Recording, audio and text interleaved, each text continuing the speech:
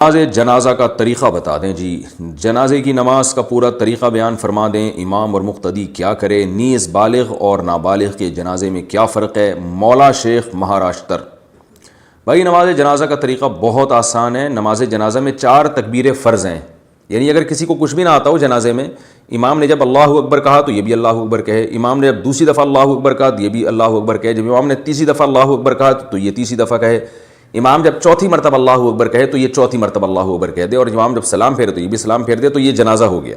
چاہے کوئی بھی دعا نہ پڑھی جائے، فرض ادا ہو جاتا ہے۔ البتہ طریقہ یہ نہیں ہے، مسنون طریقے پر جنازہ پڑھنا چاہیے۔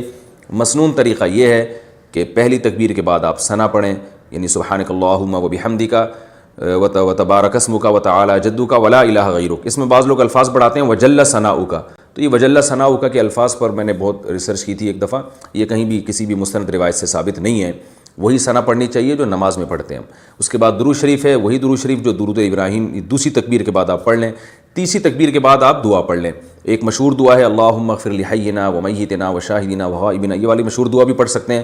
اس کے علاوہ بھی حدیث میں بہت ساری دعائیں آئی ہیں، ہم لوگ ایک ہی کو پکڑ کے بیٹھ گئے، بہت ساری دعائیں، بڑی اچھی اچھی دعائیں ہیں، تو کم از کم 2-4 دعائیں تو وہ یاد کر لینی چاہیے، تو وہ دعائیں بھی میت کے لیے پڑھنی چاہیے۔ اور اگر کوئی سورہ فاتحہ کو بطور دعا کے کبھی کبھار پڑھ لے تو یہ بھی جائز ہے، حدیث سے ثابت ہے۔